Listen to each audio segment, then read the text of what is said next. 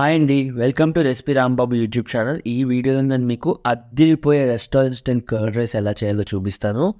Recipe super ఉంటుంది. మీరు ఒక్కసారి ట్రై చేసి చూడండి. ఇష్టం లేని వాళ్ళు కూడా ఎగబడి తినేలా ఉంటుంది. ఇంకా లేట్ చేయకుండా వీడియోలోకి వెళ్ళిపోదాం. వీడియోలోకి వెళ్ళే ముందు ప్లీజ్ నా ఛానల్ సబ్స్క్రైబ్ చేసుకోండి.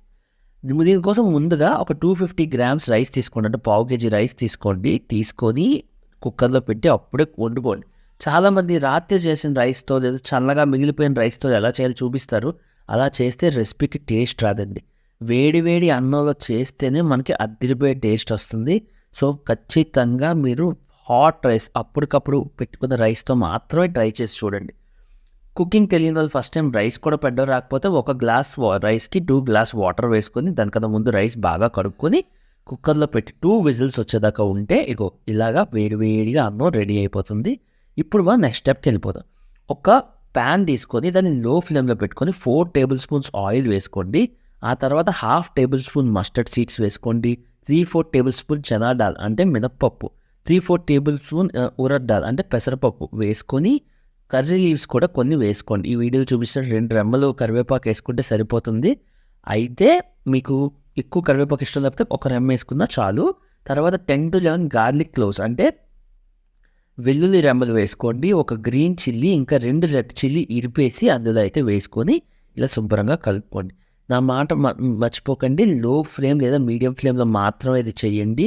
హై ఫ్లేమ్లో చేస్తే మాడిపోయే ప్రమాదం ఉంది. అలాగే ఒక లార్జ్ ఆనియన్ తీసుకొని ఉల్లిపాయ తీసుకొని శుభ్రంగా దాన్ని ఇలాగా మిక్స్ చేసుకుంటూ ఫ్రై చేసుకోండి.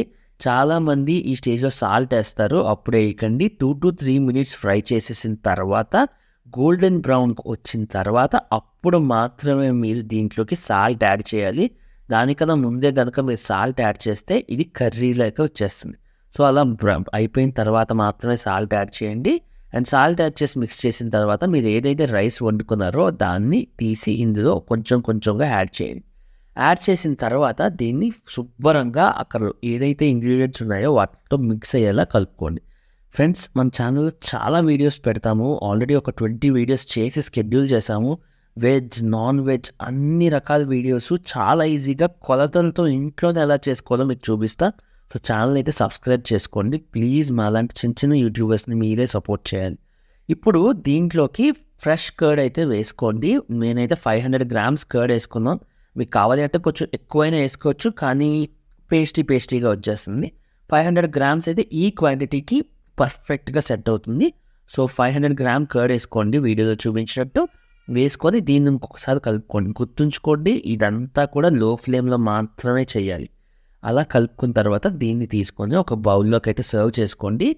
ఇక్కడే మెయిన్ స్టెప్ ఉంది, సో స్కిప్ చేయకుండా చూడండి. ఇలా సర్వ్ చేసుకున్న దాని మీద పోమోగ్రానేట్ అంటే దానిమ్మ పిక్కల్ని ఇలా స్ప్రెడ్ చేసుకొని తింటే దానిమ్మ పిక్కలు ఇందులో చాలా టేస్ట్ని యాడ్ చేస్తాయండి. ఆ ఫ్రూట్లో ఉన్న టేస్ట్ కానీ ఆ కర్డ్లో ఉన్న సార్నెస్ కానీ మొత్తం మిక్స్ అయ్యి మీకు ఒక అద్భుతమైన టేస్ట్ వస్తుంది. వీడియో నచ్చితే ప్లీజ్ ఛానల్ సబ్స్క్రైబ్ చేసుకోండి. ఈ వీడియో ఎలా వచ్చిందో మీ ఒపీనియన్ అయితే మాకు కింద కామెంట్స్లో అయితే చెప్పండి. Thank you so much for watching. Please subscribe and please keep visiting us.